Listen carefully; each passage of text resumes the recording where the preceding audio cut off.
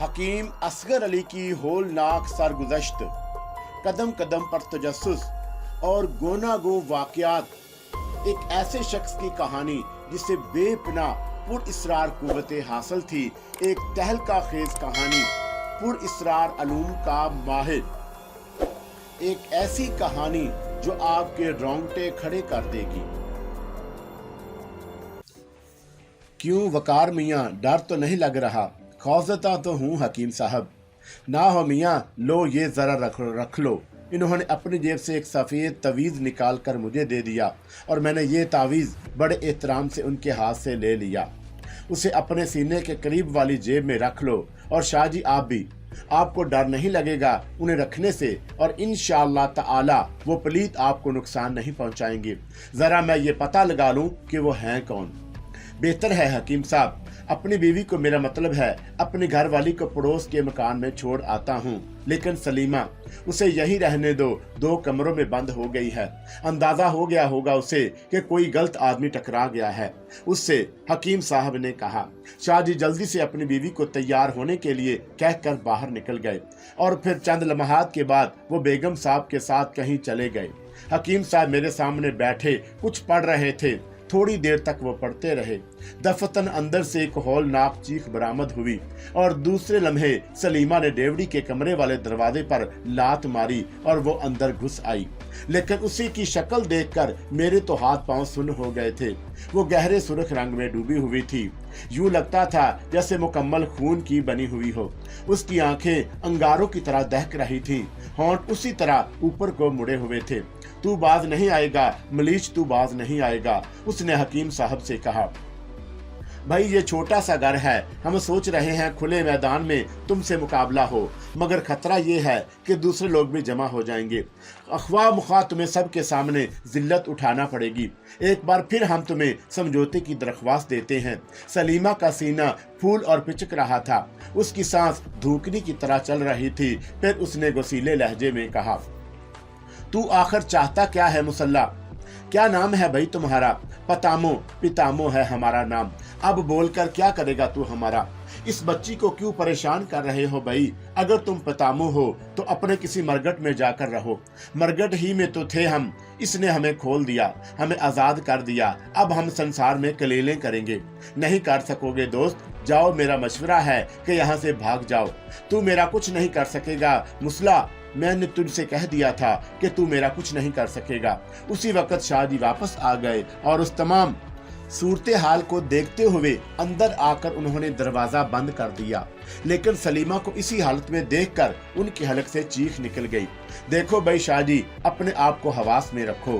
तुम्हारे इस दुश्मन का नाम पितामू है और ये तुम्हारे इस बाग की जमीन के किसी सुराग से बाहर निकला है, गालबन वो सुराग जिसका ताला तुमने खोल दिया था। भाई पतामो, ये तो बताओ कि तुम्हें बंद किसने किया था? तेरे ही जैसे एक मुसले ने, मगर ये सैकड़ों साल पुरानी बात है। ओहो, अच्छा, तू सैकड़ों साल बाद तुम आज़ाद हुए हो। क्या तुम आज़ादी की कुछ सांसें नहीं लेना चाहते? क्या तुम यही चाहते हो कि मैं तुम्हें यहीं दोबारा दफन कर दूं? हाँ, मैं ये चाहता हूँ। सुना तूने, मैं ये चाहता हूँ। देख फना कौन किसको करता है, उसने कहा, और दफतन उसने एक मुट्ठी को बंद करके सर के करीब कर लिया। उसकी आंखें इस हौलनाक अंदाज में चमक रही थी। फिर उसने दफतन मुट्ठी खोली और हल्क से एक हल्की सी आवाज निकाली। उस आवाज के साथ ही बेशुमार सांप फिजा में उड़ते हुए आए और हकीम साहब की तरफ दौड़ पड़े। हकीम साहब ने आंखें बंद करके दोनों हाथ ऊपर उठा लिए और उसके बाद जो मंजर हमारी सामने आया वो हैरत अंगेज था। एक सफेद सा धुआं फिजा में फैल गया और चंद लम्हे के अंदर वो सांप गायब हो गए। फिर उसके बाद हमने डेवड़ी के कोनों खुदरों में से परिंदे निकलते देखे जो फिजा में चक्कर लगाने लगे थे। उन्होंने कई बार सलीमा के बदन को चूंचे मारी। हम दम बखुद खड़े ये सब कुछ हैरत से देख रहे थे। लेकिन दफतन सलीमा के जोरदार कहके की आवाज सुनाई दी। वो डेवड़ी के दरवाजे के बाहर खड़ी कहके लगा रही थी, लेकिन ये कहके मर्द के थे। यकायक उसके अतराफ में आग के शोले बुलंद होने लगे और फिर उन शोलों में से एक इंतहाई करी सूरत मर्द बाहर निकल आया। सलीमा अब वहां मौजूद नहीं थी। नंग धड़ंग खौफनाक शक्ल का आदमी कहके लगा रहा था और हमारी रूह फना हुए जा रही थी। ये सब कुछ देखने की सिकत हम में नहीं थी, लेकिन अब तो सब कुछ बर्दाश्त करना ही था। वो खौफनाक आदमी कहके लगाता हुआ हकीम साहब की तरफ बड़ा मस्त हाथी की तरह झूम रहा था। वो, मैं तुझे फना कर दूंगा, पीस कर रख दूंगा मैं तुझे, उसने कहा और हकीम साहब ने एक बार फिर अपने हाथ फिजा में बुलंद किए। दूसरे लम्हे लंबी लंबी पतली चमकदार जंजीरें जो किसी अजीब सी धात की बनी हुई थी उस शख्स के चारों तरफ लिपट गईं। हौलनाक आदमी इन जंजीरों में बुरी तरह जकड़ गया था। एक उस लम्हे के लिए उसके कहके रुक गए और फिर उसने जंजीरें तोड़ना शुरू कर दी। वो बड़ी अजीबोगरीब आवाजों के साथ इन जंजीरों को तोड़ रहा था और जंजीरें टूट टूट कर नीचे गिरती जा रही थी। उसके अलावा अतराफ में कुछ ऐसी आवाजें सुनाई देने लगी जैसे मक्खियां भिनभिना रही हों। उनमें से किसी के कराहने की आवाजें भी उभर रही थी। वो जब इन जंजीरों को तोड़ चुका तो एक बार फिर उसके चेहरे पर खुशी के आसार फैल गए। बस, उसने कहा, मैं ले अब मुझे संभाल। उसने एक बार फिर पीछे हटकर अपनी मुट्ठियां बंद की और जब मुट्ठियां खोली तो चमगादड़ जैसे बहुत से जानवर हकीम साहब की तरफ लपके। एक क़यामत सी आ गई। चमगादड़ों की आवाजें भी बुलंद होने लगी। ऐसे लगता था जैसे हजारों अरवाहें खबीसा मिलकर बैन कर रही हों। हमें अपने कानों के पर्दे फटते हुए महसूस हो रहे थे, लेकिन वो मंजर इतना ही भयानक था कि गोश्त के टुकड़े, बड़े बड़े टुकड़े चमगादड़ों के पंजों से गिर रहे थे और वो उन्हें खाने के लिए झपट झपट कर हमले कर रहे थे। वो गोश्त को अपनी चूंचों में पकड़ती और उसके साथ ही खुद के टुकड़े टुकड़े होकर जमीन पर गिरने लगती। हकीम साहब बड़े सब्र सुकून से ये मंजर देख रहे थे। फिर उन्होंने अपनी एक उंगली उठाई और वहां खामोशी छा गई। अब वहां ना चमगादड़ें थी, ना गोश्त का कोई टुकड़ा। अलबत्ता सलीमा एक बार फिर अपनी उस होलनाक शक्ल में उनके सामने खड़ी थी। फिर उनकी आवाज उभरी, देख मुसले, अगर तूने ज्यादा गड़बड़ की तो मैं इस लड़की को जान से मार दूंगा। नहीं, ये तेरे बस की बात नहीं है पतामा, अब तू तैयार हो जा। अभी तक तो मैंने तेरे साथ सिर्फ इतना ही किया है कि यहाँ से भाग जाए, लेकिन अब अगर तूने ज्यादा गड़बड़ की तो फिर तेरे साथ बेहतर सलूक नहीं होगा। चल आजा, सहन में आजा, जरा देखें तो सही तुझ में कितना दम खम है। आओ भाई, जरा तुम लोग भी देख लो, हकीम साहब ने हमसे कहा और उठकर आगे बढ़ने लगे। सलीमा उन्हें आगे बढ़ते देखकर फुर्ती से डेवड़े के दरवाजे से बाहर निकल गई थी। दफतन हकीम साहब ने दोनों हाथ आगे फैलाए और सलीमा की चीखें सहन में गूंजने लगी। लेकिन हकीम साहब बाहर निकल आए थे। वो मुस्कुरा रहे थे। भागने की कोशिश क्यों कर रहे हैं पितामो? अब जबकि मुकाबला ही की ठहरी तो जरा दिल खोल कर मुकाबला करो। पितामो अपनी जगह खड़ा हो। वो सलीमा की शक्ल में था। दफतन वो जमीन पर बैठकर कुछ मंत्र वंत्र पढ़ने लगा। उसके बाद उसने जेब से कोई धार वसी चीज निकाल कर अपनी रान में भौंकी। एकदम जमीन फटी और उसमें से एक बहुत बड़ा चेहरा नमूदार हुआ। ये बड़ा खौफनाक चेहरा था। उसके बाद वो जमीन पर बुलंद होता चला गया। इंसानों से मिलता जुलता एक वजूद बाहर आ गया, जिसका कद 2.5-3 फुट से ज्यादा का नहीं था, लेकिन उसका फैलाव 4 आदमियों जितना था। बाहर आकर उसने अपना सर पितामो के सामने झुका दिया। पितामो ने जल्दी से अपनी टांग के गोश्त का एक छोटा सा टुकड़ा काटा, जिसे देखकर उस हौलनाक शक्ल वाले बोने ने अपनी शक्ल बाहर निकाल दी। पितामो ने वो टुकड़ा उसकी जुबान पर रख दिया। गोश्त का मजा पाते ही वो उसे चुपचाप करके चबाने लगा और फिर उसे जोर की चीख मारी कि हमारे दिल दहल गए। वो खौनख्वार निगाहों से हमारी जानब देख रहा था। ये तुम्हारा वीर है, हकीम साहब ने सलीमा की तरफ रुख करके कहा, जो पितामो की शक्ल में था। ये तुम्हें चबाकर फेंक देगा। मुसला, जरा तमाशा तो देखो, उसने कहा। आओ भाई, हमें चबा लो, आ जाओ। हकीम साहब ने अपना हाथ आगे बढ़ा लिए और खौनख्वार शक्ल का 3 फुट बोना हकीम साहब की तरफ बढ़ने लगा। हकीम साहब निहायत सुकून से खड़े हुए थे। बोना हकीम साहब के पास पहुंचा तो हकीम साहब ने अपनी एक उंगली उसकी पेशानी से छू दी। एक बार फिर क़यामत आ गई थी। बोना जमीन पर लौट रहा था और वो कलाबाजियां खा रहा था। वो कई बार पितामो पर पर गिरते गिरते बचा। पितामू ने 2-3 बार लात मारी थी उसे, लेकिन बोए में अब इतनी हिम्मत नहीं थी कि वो अपने पैरों पर खड़ा भी हो सके। बड़ा मज़का खेज बात थी उसकी। देखते ही देखते वो जमीन पर लेट गया। उसका बदन किसी गेंद की तरह जमीन पर फूल पिचक रहा था और आहिस्ता आहिस्ता उसका बदन पिचकना शुरू हो गया और उसके बाद वो जमीन पर सिर्फ एक कागज की शक्ल में रह गया। फिर ये तस्वीर भी मिट गई। हाँ भाई पितामो, किसी वीर को बुलाओ, हमें तुम्हारे वीरों से मिलकर बहुत खुशी हो रही है, हकीम साहब ने कहा। देख तू चला जा, यहाँ से चला जा, अच्छा नहीं होगा, वरना मैं इस पूरी बस्ती को तबाह कर दूंगा। तू इस मकान से बाहर निकल कर ही दिखा दे पितामो, बस्ती तो बाद में तबाह कर लेना।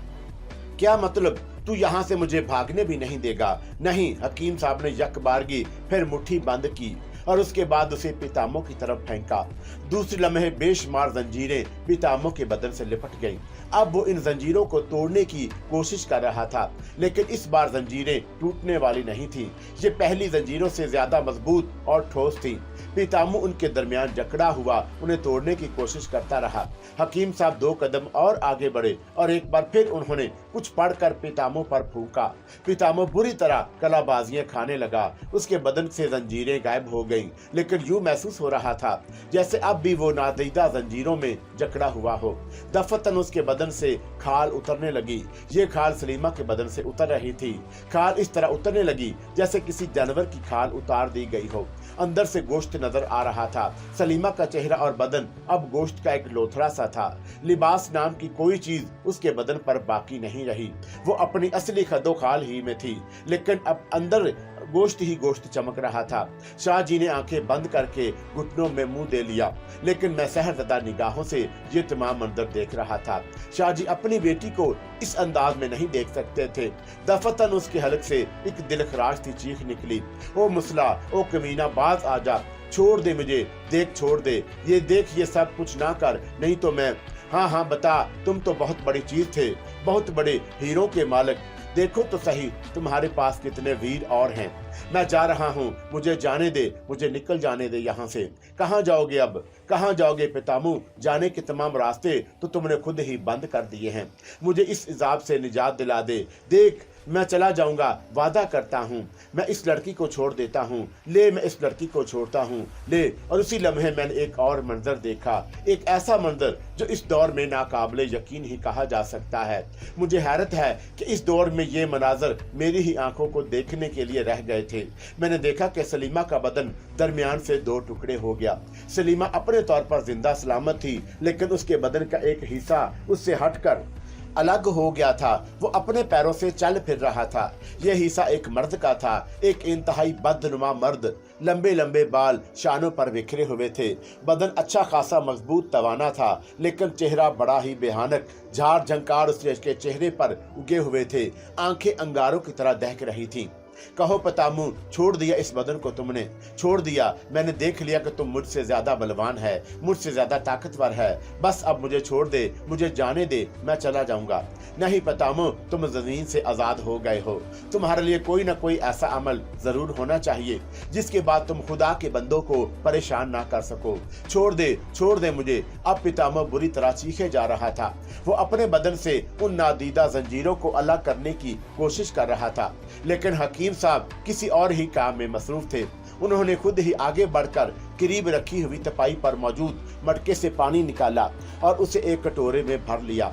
कटोरे में मौजूद पानी पर उन्होंने कुछ पढ़कर फूंका और दफतन उन्होंने ये पानी पितामो की तरफ उछाल दिया। पितामो के हलक से एक दिलखराश चीख निकली और फिर वो पत्थर की तरह साख्तो जामद हो गया। लेकिन दूसरी तरफ सलीमा की शक्ल भी देखने के काबिल थी। वो अपनी असल शक्ल में आ गई थी। आंखें बंद थी और किसी पत्थर के बुत की तरह साख्तो जामद खड़ी थी। पानी पितामो के बदन पर बह रहा था और जिस जगह से पानी बह रहा था वहां से सफेद सफेद धुआं बुलंद हो रहा था। दफतन पितामो का बदन पिघलने लगा। अब वो राख की शक्ल में नीचे गिर रहा था। उसके हलक से घुटी घुटी चीखें बुलंद हो रही थी और राख का ढेर जमीन पर जमा होता जा रहा था। थोड़ी देर के बाद सफेद सफेद राख के ढेर के अलावा वहां और कुछ न था। तब हकीम का साहब ने मटके से थोड़ा सा पानी और निकाला और उसे कटोरे ही में लेकर समीसीमा की तरफ बढ़े और फिर उन्होंने वो पानी सलीमा पर छिड़क दिया और सलीमा ने आंखें खोल दी। वो इधर उधर देख रही थी। फिर दफतन उसकी हलक से एक खौफनाक चीख निकली और वह लहरा कर गिर पड़ी। हकीम साहब ने उसे उठाने की कोशिश नहीं की, बल्कि वो शाह जी की तरफ मुंह करके बोले, शाह जी अपनी बच्ची को उठाकर कमरे में ले जाओ और आराम से लिटा दो इसे। शाह जी दफतन लपक कर खड़े हो गए। हाँ भाई, तुम्हारी बच्ची खुदा के फजल करम से ठीक हो गई है, हकीम साहब ने कहा, और शाह जी बे इख्तियार सलीमा की जानब दौड़ पड़े। उन्होंने बेहोश सलीमा को अपने बाजों में उठाया और कमरे की तरफ जाने लगे। आ जाओ भाई, तुम भी आ जाओ वकार मियाँ, मगर ठहरो, जरा आखिरी काम कर लें, हकीम साहब ने कहा और अपना ब्रीफ केस खोलकर उसमें से एक डिबिया निकाल लिया। रंगीन के उस छोटे से डब्बे में उन्होंने वो राख अपनी मुट्ठी से पकड़ पकड़ कर भरना शुरू कर दी जो जमीन पर बिखरी हुई थी। इतनी सारी राख एक छोटे से डब्बे में समा गई, ये भी काबिले तअज्जुब बात थी, जबकि आम हालात में इसका वजन तकरीबन 10-11 सेर से कम ना होगा। राख को डब्बे में भरने के बाद हकीम साहब ने डब्बे का ढक्कन मजबूती से बंद किया और फिर उसे एक कागज में लपेट लिया। ये पितामो है, एक खबीस अरवा जो इसी जगह किसी जालिम ने बंद कर दी थी। सदियों पहले की बात बताता है, यकीनन कोई बहुत ही बड़े जीत आलम होंगे जिन्होंने इस शैतान को जमीन में बंद कर दिया था और उसके बाद इसमें ताला लगा दिया जो उसके हाथों कभी नहीं खुल सकता था, लेकिन वो आजाद हो गया। बहरतौर उसका वजूद ही फना हो गया है, बुराइयों को फना होना ही चाहिए, हकीम साहब ने कहा, और फिर वो मेरे साथ उस कमरे में पहुंच गए जहां सलीमा बेहोश पड़ी थी। हकीम साहब, अब तो कोई खतरा नहीं है मेरी बेटी को, शाह साहब ने मोहब्बत भरे अंदाज में कहा और सलीमा के बालों में हाथ फेरने लगे। नहीं भाई, अल्लाह के फजल से अब यह ठीक हो चुकी है, थोड़ी देर के बाद होश में आ जाएगी तो इसे याद भी ना होगा कि इस पर क्या गुजरी है। बेहतर होगा आप भी इसे कुछ बताने की कोशिश ना करें। हकीम साहब, हम इस मकान में रहें या यहीं से चले जाएं? मियाँ, वो खतरा हमेशा के लिए खत्म हो गया, अल्लाह का फजल है, अब कोई तुम्हें परेशान नहीं करेगा। मैं इस राख को बहते हुए पानी में डाल दूंगा जो मैंने इस डब्बे में बंद कर ली है, और उसके बाद पितामो दोबारा कभी जिंदा नहीं होगा। हकीम साहब, बाग में जो कंस्ट्रक्शन जाने वाली है उसका आगाज कराया जाए या उस जगह को छोड़ दिया जाए? यहाँ काम करो, अल्लाह तुम्हारे कारोबार में बरकत अता फरमाएगा। तब हकीम साहब ने मुझसे कहा कि वो दोनों तावीज मेरे हवाले कर दो, किसी और खुदा के बंदे के काम आएंगे। हम दोनों ने तावीज निकाल कर हकीम साहब को दे दिए, जिन्हें उन्होंने एहतियात से अपनी जेब में रख लिया। उसके बाद उन्होंने शाह जी से कहा कि अपनी बेगम को बुलाएं, भूख लग रही है, हम खाना वगैरह यहीं खाएंगे। शाह जी तो दिलो जान से आमादा हो गए। हकीम साहब को पहली बार उन्होंने कोई फरमाइश करते देखा था। शाह जी अपनी बेगम को बुलाए और वो बड़े मसरूर और मुतमिन नजर आ रहे थे। अंदर आकर उन्होंने कहा, ये यकीन नहीं करती कि उनकी बच्ची ठीक हो गई। बहन, अल्लाह के फजल से तुम्हारी बच्ची अब बिल्कुल ठीक हो गई है, अगर हो सके तो हमें माश की दाल खिलाओ, माश की दाल हमें बहुत पसंद है। हकीम साहब बहुत मसरूर नजर आ रहे थे। फौरन ही तैयारियां होने लगी। दोपहर को हमने शाह जी के साथ खाना खाया। शाह जी ने बहुत से लवाजमात तैयार कर लिए थे, लेकिन हकीम साहब ने मुस्कुराकर कहा, यहाँ पैसा जाया करना फजूल खर्ची है, हमें ये सब कुछ पसंद नहीं। हमने खुद ही तुमसे खाने की फरमाइश की थी, इसलिए कि हम तुम्हारे मेहमान हैं। हम सिर्फ ये माश की दाल खाएंगे, ये बहुत लजीज पकी है। शाह जी ने कोई एतराज नहीं किया। मैंने अलबत्ता खुद खूब हाथ साफ किया था, बड़ा मुतमिन और मसरूर था। शाह जी का काम हो गया था और मुझे मसर्रत थी कि उनकी बच्ची जिंदगी इस अजाब से निकल चुकी थी। हकीम असगर अली मुझे बेपनाह अकीदत हो गई थी। यूसुफ वाले मामले में मैंने उन्हें देख लिया था, लेकिन अब तो वह सूरत हाल ही दूसरी थी। इस सूरत में एक ऐसे सच्चे रूहानी बुजुर्ग से मुलाकात हो गई जो आम बहरूपियों से बहुत मुख्तलिफ थे। शाह जी भी हकीम साहब के अकीदतमंदों में शामिल हो गए। मैं हकीम साहब के साथ रोजाना मिलने जाता था। एक दिन गौस शाह मेरे पास पहुंचे। बाहर जीप में बहुत सारा सामान लदा हुआ था। उन्होंने कहा, ये सामान हकीम साहब को पहुंचाना है। बेकार है शाह जी, वो कबूल नहीं करेंगे। मैं खुशामद करूंगा, कोशिश कर लें, वो इन चीजों का बुरा मानते हैं। मैंने कहा, लेकिन गौस शाह के साहब के असरार पर मैं उनके साथ चल पड़ा। ये वक्त दोपहर का था और इस वक्त हकीम साहब मतलब बंद करने के बाद घर पर आराम करने आते थे। नासिर ने दरवाजा खोला और हमें देखकर बोला, अब्बा नमाज पढ़ रहे हैं, आप बैठक में बैठें, मैं दरवाजा खोलता हूँ। नासिर ने दरवाजा खोल दिया और अंदर चला गया। शाह जी ने कहा कि सामान अंदर ले आए और हम दोनों ये सामान अंदर ले आए। उस सामान में कपड़ों के थान जनाना मर्दाना गुच्छा और चीजें भी शामिल थी। लेकिन मैं बैठक में दाखिल होकर हम दंग रह गए। बैठक में बहुत सा सामान भरा हुआ था, रेशमी कपड़े जिनमें सच्ची जरकारी के थान भी थे और कीमती तरीन दूसरे कपड़े भी। खालस चांदी के बर्तनों के सेट जगमगा रहे थे। एक तरफ जेवरात के डब्बे पड़े हुए थे। लाखों रुपए का कीमती सामान वहां इस तरह पड़ा हुआ था जैसे इसकी हकीकत ना हो। हमारा मुंह खुले का खुला रह गया। ये सामान इस तरह शाहजी के मुंह से निकला। मैंने कोई जवाब नहीं दिया। इतने देर में हकीम साहब भी अंदरूनी दरवाजा खोल कर आ गए। उन्होंने सलाम के बाद हमसे मुसाफा किया था। हकीम साहब, ये सामान कैसा है? मैंने पूछा। मियाँ, एक नादार बच्ची की शादी का मामला है। वालदान इज्जतदार हैं, कभी बहुत अच्छे हालात थे, लड़के वाले मुतवक्का हैं कि बहुत आला जहेज मिलेगा, लेकिन वो बेचारे कुछ देने के काबिल नहीं थे। मैंने कहा, मियाँ खुदा पर भरोसा करो, वो कुछ न कुछ बंदोबस्त कर देगा। यह हकीर शी असिया उस बच्चे की नजर के लिए जमा की है मैंने। शाहजी के होश उड़ गए। वो कुछ लाए थे, वो उसके सामने बिल्कुल बेहसियत थे। गौस शाह, बच्ची कैसी है? हकीम साहब ने पूछा। बिल्कुल ठीक है हकीम साहब, कैसे आना हुआ? ये कुछ नजर लाया था, गौस शाह ने कहा। ओह अच्छा, चलो मियाँ, ये भी अच्छा हुआ कि कुछ और शामिल हो गया उस बच्ची के जहेज में। इसी में रख दो। इससे बेहतरीन मुसर्रफ इन चीजों का और क्या हो सकता है? हकीम साहब ने शान बेइतनाई से कहा और गौस शाह ने कान दबाकर अपना लाया हुआ सामान उस सामान में शामिल कर दिया। वकार मियाँ, एक जहमत दूंगा तुम्हें, एक पता बताता हूँ। ये सामान गौस शाह साहब की गाड़ी में लाद कर यहाँ पहुँचा दो, बराए मेहरबानी होगी। मैं तैयार हूँ हकीम साहब। हमने चाय वगैरह पी और फिर सामान लेकर बताए हुए पते पर चल पड़े। कुशादा मकान था और खुश शक्ल लेकिन असरत टपक रही थी। सामान देखकर साहबे खाना की आंखें हैरत से फैल गईं। वो कपकपाने लगे थे। बहरहाल सामान अंदर पहुंचाया गया। वापसी में गौस शाह ने कहा, इज्जत बच गई वकार मियाँ। जो शख्स दूसरों को इतना दे सकता है उसके लिए मेरे लाए हुए तहाइफ क्या मैनी रखते हैं। मैंने तो आपसे कहा था शाहजी, मैंने मुस्कुराते हुए कहा। मगर ये हकीम साहब हैं क्या चीज? मेरे दिल में बड़ा तजस्सुस जाग उठा है उनके बारे में। खुद मेरी भी यही कैफियत है। मैंने कहा, क्यों ना किसी दिन उनसे इनके बारे में मालूम करें। कोशिश करेंगे, मैंने कहा। उसके बाद हमने रात का वक्त मुकर्रर कर लिया। चंद रोज मुसल गए तो हकीम साहब भी हमारी तरफ मतवज्जा हो गए। हमारे दरमियान एक दोस्ताना फिजा पैदा हो गई थी।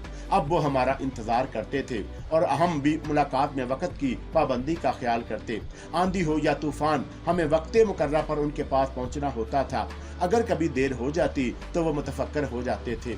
बिल आखिर एक दिन हमने उनके सामने अपनी ख्वाहिश का इजहार कर ही दिया। हम आपका माजी जानना चाहते हैं हकीम साहब। माजी की यादें इंसान की अपनी जात का कीमती सरमाया होती हैं। मेरा माजी भी गूनागूं अजीबो गरीब वाकयात का मजमूआ है। हमें कुछ मालूम हो सकेगा हकीम साहब इस बारे में? दोस्ती का तकाजा तो यही है कि तुमसे कुछ ना छुपाया जाए। यूं समझो कि राज़े हस्ती राज है जब तक कोई महरम ना हो। खुल गया जिस दम तो महरम के सिवा कुछ भी नहीं। मेरा ताल्लुक यूपी के जिला हाथरस के एक करीबी कस्बे माघपुर से है। माघपुर के 6 गांव के नवाब अली अकबर अली मेरे वालिद थे। हम 6 भाई थे और मैं तीसरे नंबर पर था। नवाब का बेटा था, परवरिश भी इसी शान से हुई। पता नहीं क्यों दूसरे भाइयों की निस्बत मैं जरा ज्यादा लाडला था। वालदैन का और मेरी ज्यादा चाहत की जाती थी। उसी लाड प्यार ने मुझे मगरूर और खुद सर बना दिया। 9 साल की उम्र में मैंने घोड़सवारी सीखी। मेरी जिसामत मेरी उम्र से कहीं ज्यादा थी और मैं अपने दोनों बड़े भाइयों से उम्र में बड़ा लगता था। इब्तदा में तो मेरी घोड़सवारी पर सबको बड़ी तशवीश हुई, लेकिन एक बार वालिद साहब ने खुद मुझे घोड़े की पुश्त पर देख लिया। वो वाकया भी दिलचस्प है। मैं किसी से नहीं डरता था सिवाय वालिद साहब की। वालिद साहब को तो मैं खातर में ही नहीं लाता था, ला किसी काम से मना करती, लेकिन उनकी कौन सुनता था। हाँ, वालिद साहब कोई बात मामूल हो जाती, वो मुझे मना करते तो फिर मेरी हिम्मत नहीं पड़ती थी। मुझे कई बार डराया धमकाया गया मैं घोड़ा लेकर ना जाया करूं। ये सिर्फ धमकियां ही थी। अभी वालिद साहब उस सिलसिले में मेरी शिकायत नहीं हुई थी। अस्तबल के चौकीदार से मैंने कह दिया था कि मेरा घोड़ा ले जाने की इत्तला किसी को ना हो। उस बेचारे की क्या हिम्मत थी कि मेरे खिलाफ हुक्म के खिलाफ वर्जी करे। सच्ची बात तो यह है कि पूरी कोठी के मुलाजम मुझसे डरते थे। बात पे बात निकलती है। मैंने कई नौकरों को अपने हुक्म से की खिलाफ वर्जी की ये सज़ा दी थी। मसलन हवेली के बाग में एक शरीफे का दरख्त था जो मैंने अपनी मलकियत बना लिया था। मेरी हदायत थी कि इस दरख्त से कोई शरीफे ना तोड़े, लेकिन एक दिन माली की शामत आ गई। दरख्त के 2 शरीफे गायब थे। मैंने साहब माली से पूछा तो उसने बताया कि कुछ शरीर लड़कों ने वो शरीफे उड़ा लिए और भाग गए। तुम कहाँ थे? मैंने उससे सवाल किया। छोटे मालिक, बाग बहुत बड़ा है, आपके शरीफे के दरख्त पर के पास तो नहीं बैठे रहते हूँ, मैंने आहिस्ता से कहा और खामोशी से वहां से चला आया। फिर थोड़ी देर के बाद माली के क्वार्टर से आग के शोले निकल रहे थे। बेचारा इस क्वार्टर में तनहा रहता था। जब तक लोग दौड़ते उसका सारा सामान जलकर राख हो चुका था। मैंने बड़ी दलेरी से एतराफ कर लिया कि ये आग मैंने लगाई है। क्यों? वालदा साहबा ने पूछा। वो इसलिए कि इसने मेरे शरीफे के दरख्त की हिफाजत नहीं की। माली को तमाम नुकसान की रकम अदा कर दी गई, लेकिन उसके बाद शरीफे का वो दरख्त उसके लिए अजाब बन गया था, क्योंकि मैंने उसे धमकी दी थी कि अब अगर उसमें से कोई शरीफा कम हुआ तो आग उस वक्त लगेगी जब वो अपने क्वार्टर में मौजूद होगा। भला उसके बाद माली की मजाल थी कि वो वहां से हट जाता। ऐसी ही दूसरी सजाएं दूसरे मुलाजमों को मेरे हाथों से मिल चुकी थी। फिर अस्तबल का मुहाफिज मेरे बारे में वालिद साहब को क्या इतला दे सकता था? तो बात हो रही थी घोड़सवारी की। एक नई घोड़ी आई थी और 3 साइंसों को जख्मी कर चुकी थी। वालिद साहब को इस घोड़ी की शान बहुत पसंद थी और वो उसे अपने लिए तैयार कर रहे थे, लेकिन अभी तक घोड़ी काबू में नहीं आई थी। मैंने घोड़ी को ताड़ लिया और एक दिन खामोशी से उसे ले उड़ा। हकीकत ये थी कि उसकी सवारी बहुत मुश्किल थी, लेकिन मेरे हल्के बदन की वजह से घोड़ी ने मुझे बर्दाश्त कर लिया और मैं खूब मजे से उसकी सवारी करने लगा। उस वक्त मैं मांगपुर से जलीसर जाने वाली सड़क पर घोड़ी दौड़ा रहा था कि इत्तफाक से वालिद साहब भी चंद लोगों के साथ उधर निकल आए। हम दोनों इत्तफाक से एक ही पगडंडी पर निकल आए थे, लेकिन फासला इतना था कि वालिद साहब मुझे नहीं पहचान सके। अलबत्ता उन्होंने घोड़ी को साफ पहचान लिया और यकीनन वो मुतहय्यर रह गए होंगे। मैं भी चौकन्ना था और बचपन की निगाह थी जो काफ़ी तेज थी, इसलिए मैंने साफ पहचान लिया कि वालिद साहब और उनके हरकारे उसी तरफ आ रहे हैं। मैंने घोड़ी को वापस मोड़ा और उसकी पुश्त पर 2 हाथ जमा दिए। घोड़ी हवा हो गई। वालिद साहब भी बुरी तरह उसका पीछा कर रहे थे। उनका ख्याल था कि शायद घोड़ी चोरी के कब्जे में है। पसंदीदा घोड़ी थी और बड़ी चाह से लाए थे, इसलिए उसका पीछा नहीं छोड़ना चाहते थे। हमारे दरमियान तूफानी रेस का आगाज हो गया। वालिद साहब भी इलाके के बेहतरीन शाह सवारों में शुमार किए जाते थे और जो घोड़े उनके इस्तेमाल में रहते थे वो अक्सर रेस में जाते रहते थे। चनाचा वो भी जान तोड़कर घोड़ा दौड़ा रहे थे, लेकिन मेरी घोड़ी बर्क बनी हुई थी और यही शायद उसकी खूबी थी जिसे वालिद साहब की ज़रक निगाहों ने पहचान लिया था और इसीलिए उन्होंने उसे खरीदा था। फासला बढ़ता रहा और वालिद साहब बुरी तरह मेरे पीछे दौड़ रहे थे। उनके हरकारे काफ़ी पीछे रह गए। जाहिर है मैं घर के अलावा और किसी तरफ नहीं भाग सकता था, चुनाचे मैंने घोड़ी का रुख घर ही की तरफ कर दिया था, यहाँ तक कि हम बस्ती में दाखिल हो गए। मांगपुर की गलियां, कोचे और बाजार मेरे जाने पहचाने थे और मुझे उन रास्तों से घर पहुंचने का तरीका आता था जो मुख्तसर और तंग होते थे। वालिद साहब थे कि तूफान की तरह सर पर चढ़ते ही चले आ रहे थे। उनके पास इस वक्त बहादुर था। बहादुर कभी किसी रेस में नहीं हारा था और उसके बारे में अजीबोगरीब किस्से मशहूर थे। बड़ी खानदानी नस्ल से ताल्लुक रखता था। जिस चीज के पीछे पड़ जाता उसे छोड़ना उसके लिए मुमकिन नहीं होता था। चुनाचा वो भी घोड़ी के पीछे लगा रहा। बाजार में उस तेज दौड़ की वजह से भगदड़ मच गई। लोग दूर दूर तक एक दूसरे को ये इत्तला दे रहे थे कि रास्ता छोड़ दो, शायद घोड़े बुदक गए हैं। फिर एक ऐसा मौका आया जब मेरे दिल में भी एक लम्हे के लिए खौफ के आसार उभर आए। जिस गली से हम गुजर रहे थे वो इतनी तंग थी कि अगर उसमें कोई बैलगाड़ी फंस जाए तो किसी साइकिल सवार का निकलना भी मुमकिन नहीं हो सकता था। और मेरी बदकिस्मती ही थी कि इस वक्त एक बैलगाड़ी आहिस्ता आहिस्ता गली से गुजर रही थी। घोड़ी की रफ्तार इतनी तेज थी कि मैं उसे कंट्रोल भी नहीं कर सकता था। मैंने मजबूती से अपने आप को घोड़ी की पुश्त पर जमा लिया, क्योंकि ये अंदाजा मुझे हो चुका था कि चंद ही लम्हात के बाद घोड़ी बैल से गाड़ी टकरा जाएगी। बैलों की लंबाई ही 5-6 फुट से कम नहीं थी और उसके बाद उनके पीछे जो छकड़ा बंधा हुआ था वो भी तकरीबन 7-8 फुट लंबा था। गोया 14 फुट की लंबाई तो ये हो गई थी और उसके बाद उसकी ऊंचाई, क्योंकि बैलगाड़ी की छत पर छतरावा बंधा हुआ था जो साइबान का काम देता है, इस तरह उसकी ऊंचाई भी 8 फुट से कम नहीं थी। घोड़ी अब बिल्कुल बैलगाड़ी के नजदीक पहुंच गई थी और फिर मुझे अंदाजा नहीं हुआ कि क्या हुआ। दफतन ही मैंने छोटे मोटे गली के दोनों अतराफ बने हुए मकानों की छत देखी। छतों पर औरतें बैठी हुई बाल सुखा रही थीं। कोई किसी काम में मसरूफ थी, कोई किसी काम में। मुझे पता भी ना चल सका कि इतनी बुलंदी पर मैं कैसे पहुंच गया, लेकिन घोड़ी पर मैंने खुद को संभाले रखा था। फिर जब घोड़ी ने अपनी छलांग पूरी कर ली तो बैलों के सामने जा गिरी। मजाल है उसके घुटनों में लचक आई हो, ये उसकी जानदारी का सबूत था। आन की आन में घोड़ी ने यह बैलगाड़ी फलांग कर पार कर ली थी, लेकिन उसकी पुश्त पर जमे रहना भी किसी मामूली सवार का काम नहीं था। वालिद साहब उसकी हिम्मत नहीं कर सके। शायद बैलगाड़ी देखते ही उन्होंने दूर से बहादुर को कंट्रोल करना शुरू कर दिया था, और फिर यूं भी बहादुर उनका सदाया हुआ घोड़ा था, इसलिए किसी न किसी तरह वह रुक गया। अलबत्ता मैं इत्मीनान से घर पहुंच गया था। घोड़ी मैंने हाफिज के हवाले की और तेजी से दौड़ता हुआ हवेली में आ गया। कुछ लोगों ने मुझे देखा, कुछ ने नहीं देखा। ताहम मैं अपने कमरे में पहुंच गया। कमरे में पहुंचकर मैंने फुर्ती से लिबास तब्दील किया और बाहर निकल आया। जिन लोगों ने मुझे देखा था उनसे मैंने गुर्राते हुए लहजे में कहा, खबरदार वालिद साहब को यह ना मालूम हो कि मैं हवेली से बाहर गया था। मुलाजमों से मेरा इतना कह देना ही काफी था। वैसे सूरत हाल बड़ी ही खतरनाक थी। ये बात तो तसव्वुर में भी नहीं लाई जा सकती थी कि वालिद साहब ने मुझे देखा नहीं होगा। यकीनन कई बार वो मेरे इतने करीब आ गए थे कि उन्होंने मुझे पहचान लिया होगा। अब शामत जरूर आएगी, कम से कम थोड़ी बहुत डांट पड़ तो जरूर पड़ेगी। ये मैं अच्छी तरह जानता था, और वालिद साहब की थोड़ी सी डांट ही मेरे लिए बहुत होती थी। बहरतौर हालात का इंतजार करने लगा। फिर एक जगह छुप कर मैंने देखा वालिद साहब हवेली वापस आ गए थे। घोड़ा अस्तबल में छोड़ दिया गया और उसके बाद वो अपने हरकारों का इंतजार करने लगे। लेकिन हरकारे अभी कहाँ थे? वो तो काफी दूर रह गए थे और यकीनन उन्हें मांगपुर पहुंचने में अभी काफी देर लगनी थी। चुनाचा वो अंदर आ गए। मैं मुंतजिर था कि अभी मेरी तलबी होगी, लेकिन जब काफी देर गुजर गई तो मुझे शिद्दत हैरत हुई। इसका मतलब है कि वालिद साहब शदीद गुस्से में हैं और किसी मुनासिब वक्त पर मेरे साथ सख्त रवैये का सलूक करेंगे। लेकिन साहब ऐसा ना हुआ। यहाँ तक कि रात हो गई। शाम के खाने पर मैं बड़ी शराफत से पहुंचा था। दस्तरख्वान पर सब घरे वाले मौजूद थे। वालिद साहब भी अपनी निशस्त पर बराजमान थे।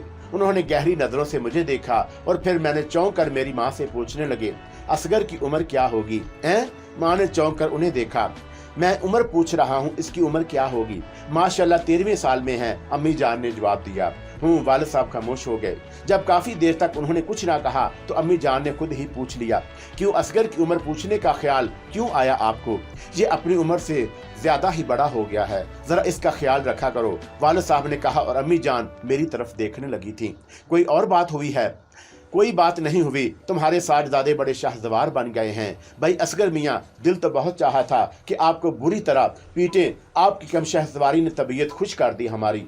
अपना भी शौक है, लेकिन बेटे एक दरख्वास्त तो की जा सकती है। वालिद साहब की इस गैर मुतवक्का मोहब्बत और शफकत ने मुझे उनके किरदार पर खामोश कर दिया। अब तक तो इसमें चक्कर में था कि डांट जरूर पड़ेगी, और यही खाने के बाद ही सही। लेकिन उन्होंने जिस शराफत से मुझे मुखातब किया था उसने मुझे मुतासर किया और मैंने सवाली नजरों से उन्हें देखा। जी अबू कहिए, मैंने कहा। ये बताओ घोड़ी लेकर क्यों गए थे? उन्होंने सवाल किया और मैंने सर झुकाकर असबात में गर्दन हिला दी। मैं तुम्हारे सच बोलने से बड़ा खुश हुआ हूँ, और सच्ची बात तो यह है कि तुम्हारी घुड़सवारी से भी मुझे बड़ी खुशी हुई है। ये बताओ घोड़ी को तुमने बैलगाड़ी को कुदवाई थी या वो खुद कूदी थी? नहीं अबू, वो खुद ही कूदी थी। तुम्हें अंदाजा था कि वो छलांग लगा देगी? हाँ अबू, इसके अलावा कोई चाराकार नहीं था इसके लिए, लेकिन मुझे भी ये यकीन नहीं था कि वो इतनी ऊंची छलांग लगाकर नीचे पहुंच जाएगी। ताहम मैंने ये भी सोच लिया था कि अपने आप को उसकी पुश्त से गिरने नहीं दूंगा। हमने तुम्हारा कमाल देखा था भाई, लेकिन दरख्वास्त आपसे ये है कि तुम घुड़सवारी के लिए हमारे साथ ही चला करो। सुबह को हम जाते हैं, तुम भी हमारे साथ ही चला करो, और जहां तक हो सके उस वक्त तक अकेले घोड़े पर सवार होकर सफर मत करना जब तक हम तुम्हें इसकी हदायत ना करें। बेहतर अबू, मैं कोशिश करूंगा आपकी हदायत पर अमल करूं। कोशिश नहीं भाई, हमें इत्मीनान दिला दो, अबू ने कहा, और मैंने खामोशी से गर्दन झुका दी। इससे ज्यादा अबू के साथ कुछ कहना मुनासिब नहीं था। जो कुछ हो चुका था वही काफी था। इस वक्त जान बच गई थी, ये बड़ी खुशबख्ती की बात थी। बहरतौर अबू इस बात से बहुत खुश थे। दूसरी सुबह वो अस्तबल के मुहाफिज से भी कुछ बातें करते रहे थे। उन्होंने मेरे से एक और घोड़े का इंतखाब किया और हम दोनों शाहसवारी के लिए चल पड़े। अबू मुख्तलिफ तरीकों से मुझे आजमा रहे थे। उन्होंने बहुत से ऐसे गुर मुझे सिखाए जो सच्ची बात है मुझे नहीं आते थे। मैं तो बस घोड़े की पुश्त पर जमना जानता था और इसी तरह हम रोजाना शहर सैरो शिकार के लिए निकलने लगे। अबू तो मुझ पर अब खास तौर से तवज्जो देने लगे थे। हालांकि मोहब्बत बड़े भाई मुझसे बड़े मेरे 2 भाई थे, लेकिन घोड़सवारी उन्होंने कोई खास दिलचस्पी नहीं की थी। वो घर में ही रहकर तफरीह करना पसंद करते थे या फिर तालीम की तरफ तवज्जो देते थे। वक्त गुजरता रहा, मैं शाह सवारी में बाहर हो गया था। अबू ने मेरी निगरानी छोड़ दी।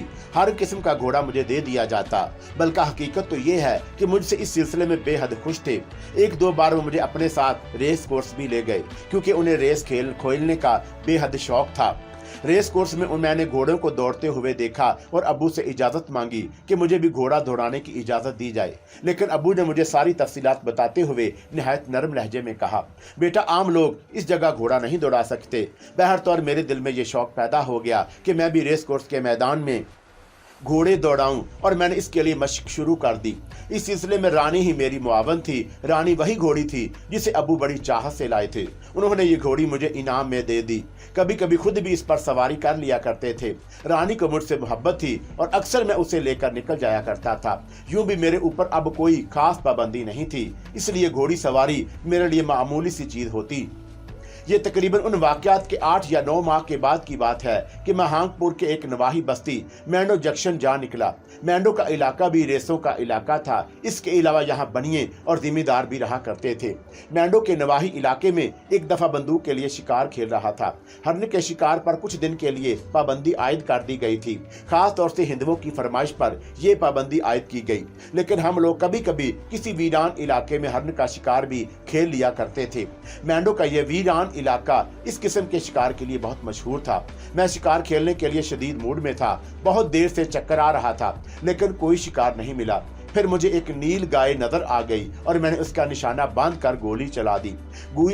गोली नील गाय की टांग में लगी और वो भागी, लेकिन दूसरी गोली ने उसका काम तमाम कर दिया। मैंने दूसरी गोली चलाई ही नहीं थी। दफतर मुझे तीसरे फायर की आवाज सुनाई दी और मैं ठठक कर रुक गया। तब मैंने एक पहाड़ी टीले के अकब से कुछ लोगों को आते देखा। 2 देहाती लोग थे और लाठियां हाथों में थामे उस तरफ चले आ रहे थे। मैं एक लम्हे के लिए ठठक कर रुका। पता नहीं उनका इरादा था, लेकिन फिर मैंने सोचा जो होगा देखा जाएगा।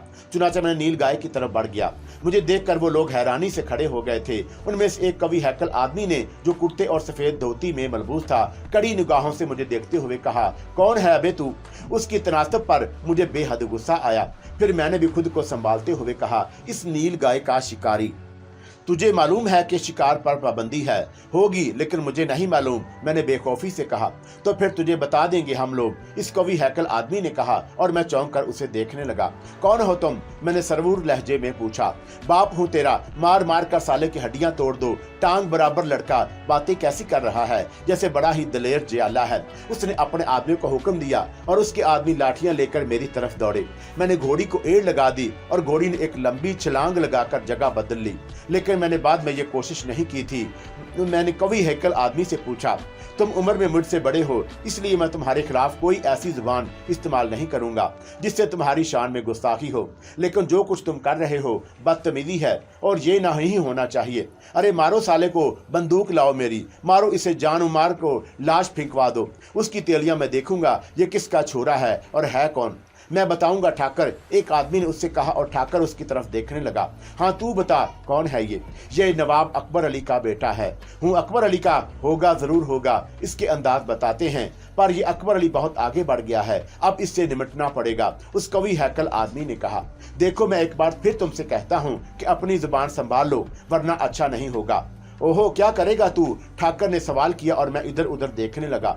मेरी निगाह उन खेतों की तरफ पड़ी जिधर से मैं निकलकर लोग इधर आए थे, और फिर मैंने कहा, ये खेत तुम्हारे हैं? हाँ मेरे हैं, और ये वो खेत हैं जिन पर तेरा बाप बहुत अरसे तक कब्जा करने की कोशिश करता रहा, लेकिन ठाकर वचन सिंह ने के सामने नाकाम रहा। ठाकर अर्जुन सिंह, तुम ठाकर अर्जुन सिंह हो? हाँ मैं ही ठाकर अर्जुन सिंह हूँ। खूब, तुमसे मिलने की तमन्ना तो बहुत अरसे से मेरे दिल में थी। मैंने उसे घूरते हुए कहा। अर्जुन सिंह का नाम मैंने अपनी हवेली में अब्बू की जुबानी सुना था। उससे अब्बू की मुकदमाबाजी चल रही थी और काफी दिन तक ये मुकदमाबाजी चलती रही। फिर अब्बू ये मुकदमा हार गए थे। तूने ये नील गाय शिकार की है, घोड़े से उतर और हमारे साथ चल, इसी में तेरी बचत है, ठाकर ने कहा। मेरी बचत तो बहुत से तरीकों में है ठाकर अर्जुन सिंह। नील गाय मैं छोड़े जा रहा हूँ, मजबूरी है, अकेला हूँ, इसलिए इसके नतीजे में तुम्हें बहुत बड़ा नुकसान उठाना पड़ेगा। अबे अबे जा, टांगे चीर कर फेंक दूंगा और देख लूंगा तेरे बाप को भी। देख लेना ठाकर, देख लेना, मैंने कहा और घोड़ी को एड़ लगा दी। उन्होंने मेरा पीछा करने की कोशिश नहीं की थी, लेकिन ठाकर चुमनी सिंह ने जो बदतमीजी मुझसे की थी वो मुझसे बर्दाश्त नहीं हो रही थी। चुनाचा मैं वापस नहीं गया। मैं उसे सजा देना चाहता था और उसकी सजा के लिए मैंने तरीकेकार मुंतखब कर लिया। अभी रात होने में काफी देर बाकी थी और मैं ठाकर अर्जुन सिंह को उसकी बदतमीजी का मजा चखा देना चाहता था। मैंने एक छोटी सी बस्ती में जाकर अपनी जरूरत की चीजें खरीदी और फिर खामोशी से वापस चल पड़ा। मुझे शाम होने का इंतजार था। कई घंटों के बाद मैं वापस उस जगह पहुंच गया जहां मैंने नील गाय मारी थी। नील गाय अब भी वहां मौजूद नहीं थी और कोई भी वहां नजर नहीं आ रहा था। ठाकर अर्जुन सिंह के पक्के खेत लहलहा रहे थे। मैंने खूनी निगाहों से उनकी तरफ देखा और अपने साथ लाया हुआ सामान लेकर उनकी नजदीक पहुंच गया। घोड़ी की पुश्त पर ही बैठे बैठे मैंने खेत के किनारे किनारे दूर तक मिट्टी का तेल छिड़का और उसे काफी दूर तक छिड़कता हुआ गया, यहाँ तक कि तेल का पिपिया खाली हो गया जो मैं अपने साथ बस्ती से खरीद कर लाया था। उसके बाद मैंने तेल का पिया एक तरफ फेंक दिया और माचिस निकाल ली, लेकिन इतने फासले से मैं जाकर माचिस फेंकना चाहता था कि मुझे भागने में कोई दिक्कत ना हो। चुनाचे मैंने थोड़ी दूर पहुंचने के बाद माचिस जलाई और खेत की तरफ फेंक दी। मिट्टी के तेल ने फौरन ही आग पकड़ ली, क्योंकि मैं बहुत दूर तक उसे फैलाता चला गया था। इसलिए आग हवा के साथ साथ निहायत बरक रफ्तारी से पकी हुई फसल पर फैलने लगी और देखते ही देखते खेतों ने आग पकड़ ली। दूर से शोर की आवाजें उभरी थीं। कुछ लोग खेतों के अंदर भी होंगे, लेकिन मुझे कोई परवाह नहीं थी। ये खेत ठाकर अर्जुन सिंह के थे। ये वो खेत थे जो मेरे अब्बू मुकदमे में हार गए थे। अब मैं उन जमीनों को सही सालम रहने नहीं देना चाहता था। मैंने अपना काम का नतीजा देखकर घोड़ी को एड़ लगा दी और उसके बाद वापस अपनी बस्ती की जानब चल दिया। काफी दूर पहुंचकर मैंने पलट कर देखा। आग के शोले आसमान से बातें कर रहे थे। पूरे खेत ने आग पकड़ ली थी। न जाने कितने इलाके में फैला हुआ था यह खेत। बहरतौर मैंने उसे जलाकर राख कर दिया। उसके बाद मैं इत्मीनान से अपनी हवेली में पहुंच गया।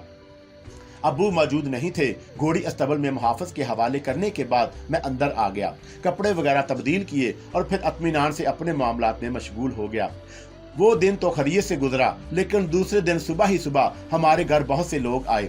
हवेली के दरवाजे से मैंने ठाकर अर्जुन सिंह को दाखिल होते देख लिया था। उसके पीछे 20-25 देहाती और भी थे। ठाकर अर्जुन सिंह गुस्से से लाल भभूका हो रहा था। फिर उसने अंदर आकर शोर मचलना शुरू कर दिया और थोड़ी देर बाद जब मेरे वालिद साहब को उसके आने की इत्तला हो गई, वालिद साहब के पीछे पीछे मैं भी आया था। हर चंद के मुझे एहसास था कि मामला कुछ गड़बड़ हो जाएगा, लेकिन ठाकर ने भी तो बदतमीजी की थी और मैं इस बात पर झूठ बोलना नहीं चाहता था। वालिद साहब ठाकर अर्जुन सिंह के सामने पहुंच गए। क्या बात है ठाकर, क्यों हवेली पर चढ़ाई करके आए हो? वालिद साहब ने पूछा। अकबर जी, पानी सर से ऊंचा हो गया है। हमारे तुम्हारे दरमियान फैसला जरूर होगा। फैसला करने आया हूं मैं, ठाकर अर्जुन सिंह ने कहा। क्या फैसला करना चाहते हो ठाकुर अर्जुन सिंह? वालिद साहब ने पूछा।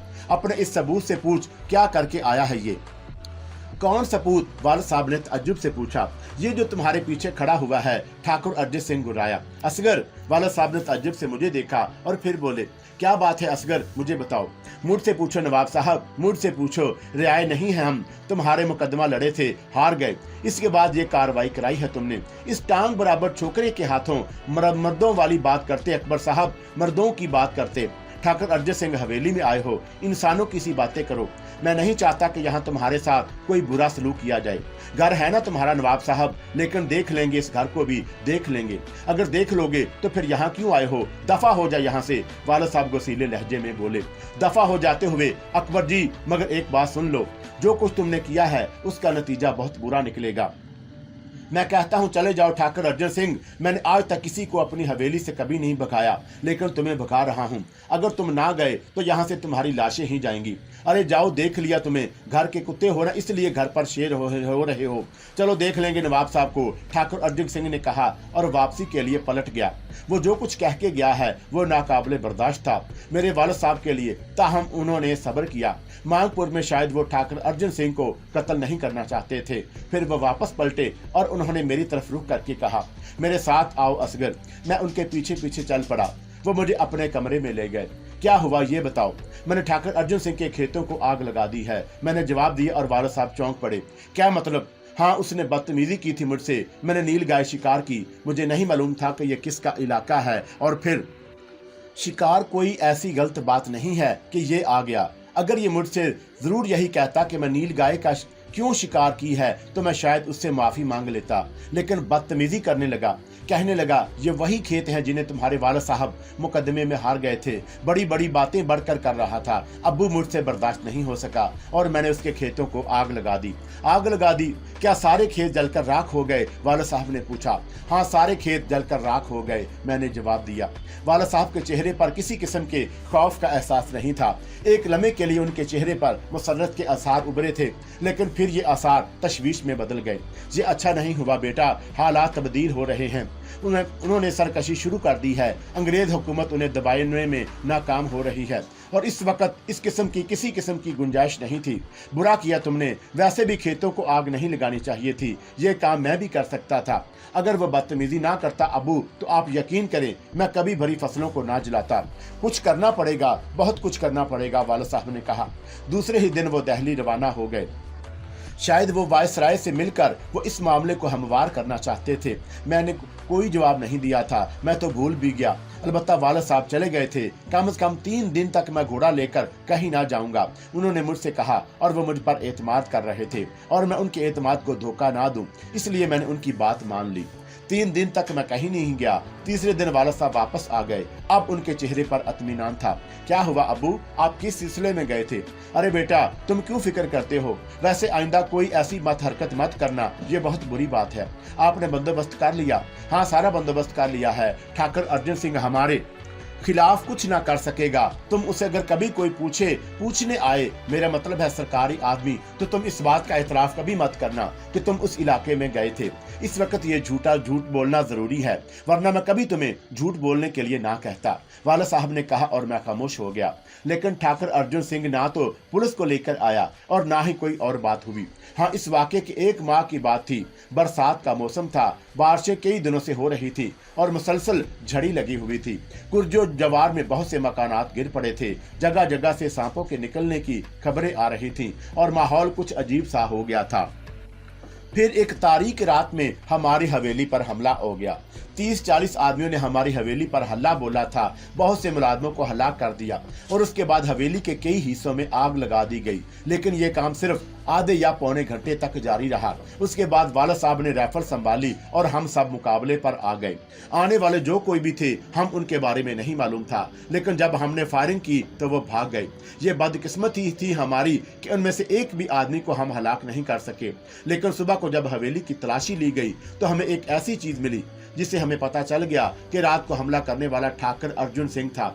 ये चीज उठाकर अर्जुन सिंह के गले में पड़ी हुई उसकी जन्म कुंडली थी, जो किसी तरह टूटकर नीचे गिर पड़ी थी। वालिद साहब ने उसे बतौर सबूत इस्तेमाल किया और ठाकुर अर्जुन सिंह पर मुकदमा कर दिया। काफी दिन तक ये मुकदमा चलता रहा। तकरीबन 1.5 साल में उसका फैसला हुआ और ठाकुर अर्जुन सिंह को सजा हो गई। ये सजा ज्यादा लंबी तो नहीं थी, सिर्फ 6 माह की सजा सुनाई गई थी, क्योंकि ये सबूत नहीं मिल सका था कि मुलाजमों को किसने हलाक किया। और फिर ठाकुर अर्जुन सिंह भी चौंका ताल्लुकात वाला आदमी था, इसलिए उसने भी अपने बचाव का बंदोबस्त कर लिया। ठाकुर अर्जुन सिंह का मामला हमारे जहनों में ठंडा पड़ गया था, लेकिन वालिद साहब इस बात के मुतवक्का थे कि रिहा होने के बाद वो कुछ न कुछ जरूर करेगा। एक शाम उन्होंने ये खबर सुनाई कि ठाकुर अर्जुन सिंह रहा हो गया है। हमने अपने लिए बंदोबस्त कर लिया था, लेकिन ठाकुर अर्जुन सिंह की तरफ से 2-2.5 महीने तक कोई हरकत ना हुई। वालद साहब फिर भी चौकन्ने थे। उनका ख्याल था कि ठाकुर अर्जुन सिंह कुछ न कुछ जरूर करेगा, लेकिन ठाकुर अर्जुन सिंह ने अब समझ लिया था कि ताकत के दरीब नवाब अकबर अली का कुछ नहीं बिगाड़ सकता। चुनाचा उसने कुछ और घिनौनी हरकतें शुरू कर दी और दर हकीकत हमारा घराना उन हरकतों का शिकार हो गया। दिवाली की रात की बात थी। मरहटपुर के गली कोचे रोशन थे, चारों तरफ चरागा हो रहा था। रात गए हम उस चरागों का नजारा करते रहे। हमने बस हवेली सजाई थी और चारों तरफ रोशनियां कर दी, दिए जल रहे थे। वालिद साहब घर पर ही थे। उनके कुछ हिंदू दोस्त उनसे मिलने आए थे और वालिद साहब ने उनकी अच्छी खासी खातर मदारत की थी। रात को 1:30 या 2 बजे के करीब वालिद साहब सोने के लिए ऊपर चले गए। गर्मियों के इस मौसम में वो हमेशा हवेली के मखसूस शीशे की छत पर सो जाया करते थे। वालिदा साहबा भी वहीं होती थी, अलबत्ता हम लोग नीचे ही रहते थे। दफतन ही ऊपर से शोरगुल की आवाजें सुनाई दी और नीचे से तमाम मुलाजिम जाग गए। मैं भी थक हार कर सो चुका था, लेकिन शोरगुल से मेरी भी आंख खुल गई। हम सब दौड़ते हुए ऊपर पहुंचे तो वालिदा साहबा को चीखते हुए पाया।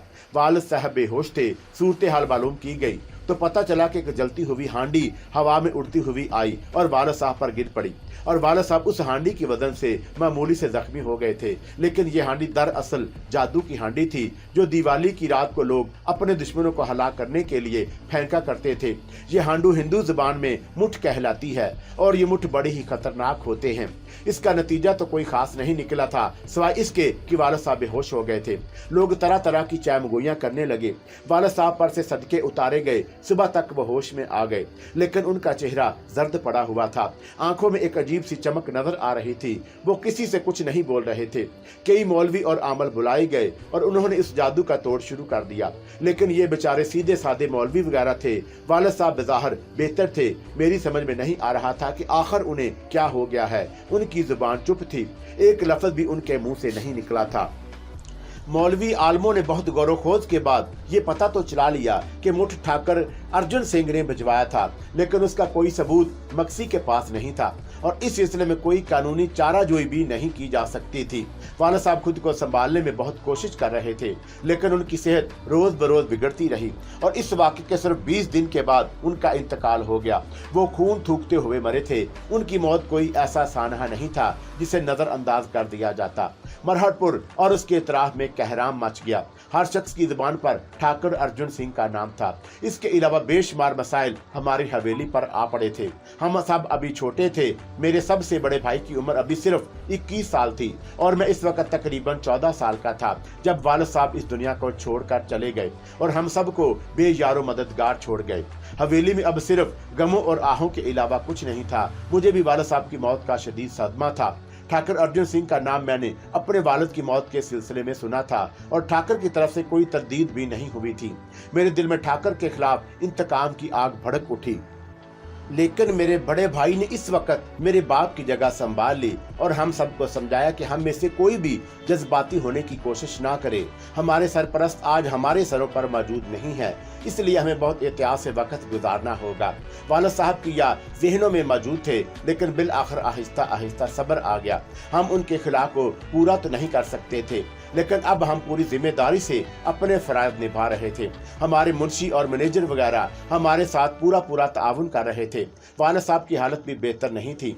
वालिदा साहबा की मौत के बाद उन्हें भी चुप लग गई थी और उसकी हरी भरी हवेली में सोगवारी फैल गई। कभी कभी मुझसे यह भी कहा जाता कि मैंने हरे भरे खेत जलाए हैं, इसकी ये सजा मिली है, लेकिन ये सब हिंदू तो हिम्मत थे, हमारा उनसे कोई ताल्लुक नहीं था। मैंने उन बातों पर कोई तवज्जो नहीं दी। अलबत्ता मेरे दिल में ठाकुर अर्जुन सिंह से इंतकाम का ज्वालामुखी उबल रहा था और मैं किसी मुनासिब मौका की तलाश में था। यहाँ तक कि साल गुजर गया, लेकिन ठाकुर अर्जुन सिंह के इंतकाम की आग ठंडी नहीं पड़ी थी। वो कमबख्त अब भी हमारे खानदान के पीछे लगा हुआ था। उस रोज भी दिवाली की रात थी। वालिदा साहबा की बरसी मनाई गई। वालिद साहब की बरसी मनाएगी और दिन भर मेहमान हमारे यहाँ जमा रहे। रात को हम सब हवेली के सामने के बरामदे में बैठे हुए थे। दफतन किसी काम से उठकर अंदर चला गया। तमाम अहले खानदान वहीं मौजूद थे। मुलाजमों की चीखों फिजा में उभरी और उसके बाद फिर एक हंगामा बर्पा हो गया। उस रात कई मुठ हमारे घर के बरामदे में आकर गिरे और फट गए थे। उनसे धुआं उबल रहा था और हमारे अहले खानदान उसका शिकार हो गए। चारों तरफ हाहाकार मच गई। बहुत से हिंदू भी दौड़ पड़े। मुठों को फिजा में परवाज करते हुए देख लिया गया था और उनका रुख हवेली की ही जानब था। चुनाचा बहुत से लोग दौड़ते हुए हवेली की जानब आ गए थे। मैं अंदर से बाहर निकला तो मैंने एक अजीब मंजर देखा। सारे अहले खानदान बेहोश पड़े हुए थे। उनमें मेरा भाई भी था, अम्मा भी थी और छोटे भाई भी। सिर्फ मैं खुश नसीब था जो किसी काम से अंदर चला गया और उन मुठ्ठों का शिकार नहीं हुआ। नतीजा वही हुआ, दूसरे दिन से उनकी हालत बिगड़ना शुरू हो गई। उन्हें शहर ले जाया गया, दिल्ली से जाकर उनका इलाज कराया गया, लेकिन 18 या 20 दिन के अंदर अंदर एक एक करके वो सब मौत की आगोश में जा सोए। गोया हवेली का मालिक अब सिर्फ मैं ही रह गया था। मेरी हालत बेपनाह खराब हो गई, सूख कर कांटा हो गया था। माँ बाप के गम में पिघला चला जा रहा था। मेरा दिल चाहता था कि राइफल लेकर निकल जाऊं और मुठ को अर्जुन के सिंह के अहले खानदान के एक एक फर्द को खत्म कर दूं, लेकिन ठाकुर अर्जुन सिंह ने इसका भी बंदोबस्त कर लिया था। उसने गालबन पुलिस में रिपोर्ट दर्ज लिखवा दी थी कि उसके खिलाफ मैं कार्रवाई करने वाली है, चुनाचा मुझ पर निगाह रखी जाए। मेरे बीच जाने से उसे बहुत अफसोस हुआ था। बहरहाल उस हवेली में रहना अब मेरे लिए मुमकिन नहीं था। अब यहाँ नौकरों के सिवा था ही कौन। दरो दीवार से माँ बाप बहन भाई उसकी आवाजें आती थी। मेरे पूरे अहले खानदान को खत्म कर दिया गया। बड़ी अजीबोगरीब जिंदगी गुजारी थी। मौलवी नई मुल्ला साहब हमारे पुराने साथी थे। वालिद साहब से उनकी गहरी दोस्ती थी। अलग थलग मकान में रहते थे। एक रोज रात को मौलवी नई मुल्ला मेरे पास आए। उन्होंने मुझसे अपने साथ चलने को कहा। कहाँ ले जा रहे हैं मुझे आप चचा जान? बेटे, तुम्हारी चची ने बुलाया है, आओ मिल लो उनसे। उन्होंने कहा था कि इसीलिए लेटा चला आया। क्या काम है उन्हें मुझसे? मैंने सवाल किया। काम उन्हें जो होगा वही बता देंगी, तुम आओ तो सही। उन्होंने कहा। अलबत्ता उन्होंने यह ख्याल रखा था कि वह मुझे छुपाते हुए ले गए थे और ऐसे रास्ते सुनसान रास्तों का इंतखाब किया उन्होंने जहां आम लोगों की निगाहें हम तक नहीं पहुंच सकती थी। थोड़ी देर के बाद वो मस्जिद से मुल्हिक मकान में दाखिल हो गए जहां उनकी रिहाइश थी। मौलवी साहब के 2 बेटे और 2 बेटियां भी उनके साथ रहते थे। चची जान ने बड़ी मोहब्बत से मुझे अपने पास बुलाया और मेरे लिए खाने पीने का कुछ बंदोबस्त किया। उनके यहाँ बड़े एहतराम से आते थे और चौंका मौलवी साहब वालिद साहब के दोस्त थे और मैं उन्हें चचा जान कहता था, इसलिए उनकी इज्जत भी करता था। चची जान के बहुत से कुछ कहने सुनने पर मैंने थोड़ा बहुत खाया पिया और फिर चचा जान प्यार से मेरे सर पर हाथ फेरते हुए बोली, बेटे असगर, तुमने हमेशा हमारा बेहद एहतराम किया है। लोगों ने तुम्हें सरकश कहा, जिद्दी कहा, लेकिन हमने कभी तुम्हारी मोहब्बत में कोई फर्क नहीं महसूस की। अगर हम तुमसे कुछ मांगे तो हमें दे दोगे? चची जान, मैं आपका खादम हूँ, कहिए क्या हुक्म है? मैंने सवाल किया। पहले ये बताओ, जो कुछ मैं कहूंगी मान लोगे? मान लूंगा चची जान। मेरा अब इस दुनिया में है ही कौन? ना अम्मी रही, ना अबू, ना बहन और ना भाई रहे। सबको ठाकर अर्जुन सिंह ने मौत की नींद सुला दिया। मेरे सीने में अब ठाकर अर्जुन सिंह के इंतकाम के अलावा कुछ नहीं है। इंतकाम लेना चाहते हो? ठाकुर अर्जुन सिंह से मौलवी साहब ने पूछा। हाँ चचा जान, इंतकाम लूंगा और इंशाअल्लाह ताला जरूर लूंगा। ये जानते हो बेटे, तुम्हारी उम्र अभी बहुत कम है, इससे कोई फर्क नहीं पड़ता चचा जान। मेरी उंगलियां राइफल की लिबलिबी पर पड़े आराम से चल सकती हैं। मुझे इस पर एतराज है बेटे। क्यों चचा जान? राइफल की लिबलिबी पर तुम्हारी उंगलियां बेशक चल सकती हैं, बहादुर बाप के बेटे हो, निशाना भी लेना जानते होगे, लेकिन क्या चचा जान, एक चीज की और जरूरत है। किस चीज की? अकल की। आप मुझे बेवकूफ समझते हैं? हरगिज नहीं। क्या आपकी बातों में तजाद नहीं है चचा जान? कैसा तसाद? आप मुझे अकल की कमी भी महसूस करते हैं और बेवकूफ भी नहीं समझते। इसका क्या मतलब है? यही फर्क समझ लेते तो मैं तुम्हें इसके मुकाबले पर आने से ना रोकता। नई मुल्ला साहब ने मुस्कुराते हुए कहा। क्या मतलब? अकल की किसी तजर्बे की कमी की वजह से भी हो सकती है। इंसान की जिंदगी के 3 दौर होते हैं, बचपन, जवानी और बुढ़ापा। बचपन मुशाहदे का दौर होता है, जो देखा, जिसे जाना उसे मान लिया, लेकिन उसे मानने में गहराई नहीं होती। पानी की सतह पर तुमने कमल का फूल खिला देखा है, खुशनुमा महसूस हुआ, तुमने उसे पानी की तख्लीक समझ लिया। फूल की गहराई में क्या है उसे वक्त समझाता है। बचपन देखने की उम्र होती है। बचपन जो देखता है उसे मान लेता है, सोचता नहीं, और उसके माने हुए को बहुत जानता है। लेकिन जो जो उम्र गुजरती है उसे अकल आती है, गहराइयां नजर आने लगती हैं। मैं फलसफे की जुबान नहीं समझता। जो बात हमारी समझ में नहीं आती उसे हम फलसफा कहते हैं, लेकिन ये फलसफा नहीं, हकीकत है। आप कहना क्या चाहते हैं चचा जान? यही कि अपने सीने में सुलगते हुए इंतकाम को, जहन्नम को सर्द ना करो, लेकिन बचपन की भूल भी ना करो। तुम्हें अभी वक्त की चक्की में पिसना है, उसके बाद तुम हकीकतों से आशना हो सकोगे। जल्दबाजी खेल बिगाड़ देगी। अभी तुम अर्जुन की चालाकी का मुकाबला नहीं कर सकोगे, इसलिए खुद को पूरी तरह तैयार करो।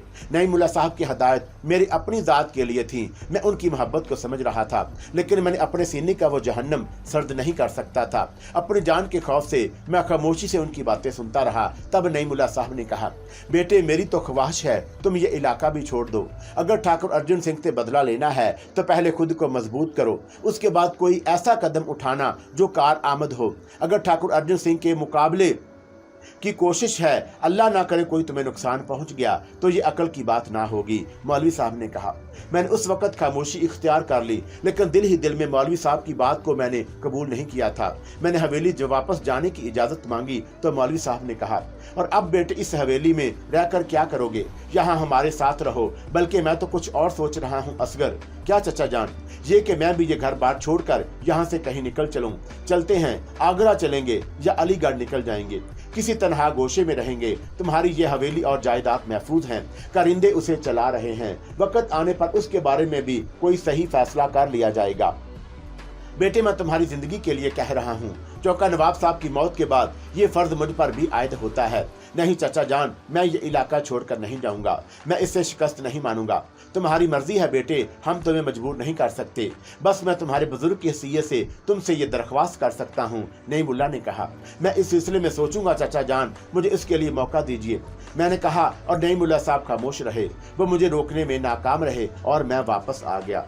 बस बाद 2-3 दिन गुजरे थे, एक बार फिर कोठी पर हमला हुआ। रात की तारीकी में बहुत से घोड़े सवार ढाटा बांधे हुए आए और हवेली पर अमला हावर हो गए।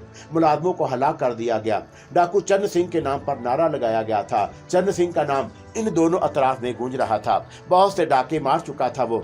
करबो जवार के लोग खौफजदा हो गए। कोई बाहर नहीं निकला और चरण सिंह हवेली में आग लगाता फिरा। हवेली के बहुत से हिस्से धड़ाधड़ जल उठे थे। मैं अपनी ख्वाबगाह से बाहर निकल आया और राइफल हाथ में लिए गोलियां चला रहा था, लेकिन रात की तारीकी थी और फिर चौंका सोते से बाहर आया था, इसलिए बदहवास भी था और फिर तन्हा। अभी उम्र भी क्या थी, वो तो कुछ खसूसी तौर पर खुदा ने मुझे दिल्ली कुव्वत बख्शी थी, जिसकी वजह से मैं खौफजदा हुए बगैर उन पर गोलियां बरसा रहा था। थोड़ी देर के बाद मेरे पास असला खत्म हो गया। असला लेने की खातिर मुझे एक और कमरे में जाना पड़ा था। चुनाचा मैं रेंगता हुआ वहां से आगे बढ़ गया। फिर मैं उस कमरे में दाखिल नहीं हुआ था जिसमें से एम्युनेशन लेना था कि कमरे के अंदर मुझे कुछ आवाजें सुनाई दी। मैं एकदम दीवार से चिपक गया और मैंने दीवार से कान लगा दिए। एक आवाज उभरी, कहाँ गया वो संपोलिया? उसे हलाक करना जरूरी है, वो बहुत कठोर है। भाग कहाँ गया? किसकी बात कर रहे हो? ठाकुर अर्जुन सिंह, किसी ने पूछा और मेरा दिल धक से होकर रह गया। ये ठाकुर अर्जुन सिंह है। फिर मैंने अंधेरे में आंखें फाड़ फाड़ के देखा। उसकी जिसामत और उसका अंदाजा यही बताता था कि वो ठाकुर अर्जुन सिंह ही है। वो ठाकुर अर्जुन सिंह या तो चरण सिंह का वेश बदल कर आया है, उसके नाम का नारा लगाकर फायदा उठाना चाहता है, या फिर ये शख्स खुद ही डाकू चरण सिंह है। मैंने दिल में सोचा। बड़ा अजीब सा एहसास मेरे दिल में जाग उठा था। समझ में नहीं आया कि क्या करूं।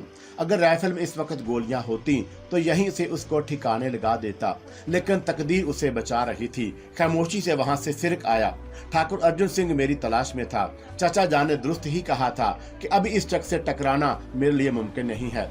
बहरतौर डाकू या ठाकुर अर्जुन सिंह खूब तबाही फैलाकर हवेली से बाहर निकल गए। दूसरे दिन हवेली में पुलिस आ गई और पुलिस ने मुझे अपनी तहवील में ले लिया। कुछ सरकारी अफसरान मौलवी नईम उल्लाह साहब से भी मिले थे और मौलवी नईम उल्लाह साहब ने उस सिलसिले में उनसे कहा कि वो असगर अली की हिफाजत करें। चुनाचा मुझे पुलिस ने अपनी तहवील में ले लिया। अब इस कोठी में मेरी रिहाइशगाह को ममनूर करार दे दिया गया और मैंने उस पर एहतजाज किया, लेकिन उन्होंने मुझे समझाते हुए कहा कि यहाँ मेरी जिंदगी को खतरा लाहक है। चुनाचा मुझे यहाँ नहीं रहने दिया जाएगा, मुझे दिल्ली ले जाया जाएगा। ये बात मेरे लिए खासी परेशानी का बायस थी। चुनाचा मैंने इस वक्त मौलवी नईम उल्लाह साहब का सहारा लिया और मैंने उनसे कहा, चाचा जान आपकी ख्वाहिश थी कि मैं आपके साथ रहूं, मैं इसके लिए तैयार हूं। मैं अजनबी लोगों के साथ नहीं जाना चाहता, मुझे आप लोगों की मदद दरकार है। चुनाचा मौलवी नईम उल्लाह साहब ने पुलिस अफसरान से बातें की और पुलिस अफसरान ने मुझे उनके साथ रहने की इजाजत दे दी, लेकिन मुझे हुक्म दिया गया कि मैं यहाँ ना रहूं, यहाँ से कहीं और चला जाऊं। मौलवी नईम उल्लाह साहब इसके लिए तैयार थे। बाद के हालात जो कुछ भी रहे हों, मौलवी साहब मेरे लिए जायदाद के सिलसिले में कानूनी कार्रवाइयां करने लगे। 1-2 वकील साहबान को मुकर्रर किया गया। तय ये किया गया था कि अब यह जायदाद फरोख्त कर दी जाए। मुझे जायदाद वगैरह से कोई दिलचस्पी नहीं थी। मैं तो बस ठाकुर अर्जुन सिंह से इंतकाम लेना चाहता था।